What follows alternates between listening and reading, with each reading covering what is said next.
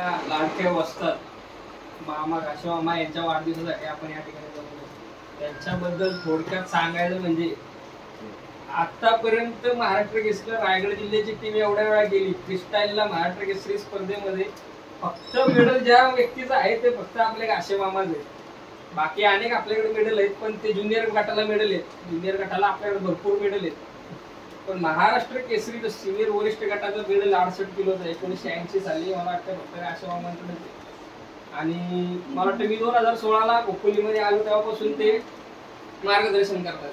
म्हणजे मी टेक्निकली किती लोकप्रिय असलो, माणसं ओळखत असते मला टेक्निकली मुलगा चांगला आहे, पण माझ्यामध्ये ती खरं रग आणि पॉवर जर तयार केली ना ती मामांनी तयार केली. प्रॅक्टिसमध्ये पॉवर कशी आणायची तुम्हाला, भले तुम्हाला खुराक असो नसो, तुम्ही काय खायचं काय नाही.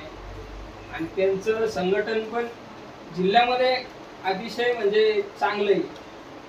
जे सुधागड पाली मागासवर्गीय तालुका कुस्ती क्षेत्रामध्ये तो तालुका आम्ही मामांनी माझ्या डोळ्यासमोर त्यांनी तो तालुका वर आणलेला आहे. अनेक तालुक्यामध्ये मुलं आम्ही पार लोकांच्या घरी जाऊन आणलेले. मामांचं कारकीर्द फार मोठं आहे, कुस्तीसाठी फार मोठं योगदान आहे. जे मामांची ती सवय पहिल्यापासून ऍडव्हर्टायझिंग नाही करायची काय नाही, मामा कुठल्या फोटो मध्ये नसतात शक्य त्या कुठेतरी त्या कारणामुळे आपण मागे राहिलो. मामा आता मामांचं असं बघायला गेलं तर फार मोठं योगदान आहे कुस्ती क्षेत्रामध्ये. आणि महत्वाचं म्हणजे आपल्याला रायगड गौरव पुरस्कार सुद्धा आहे मामांना. 2 शब्द बोलून आपले शब्द संपवतो.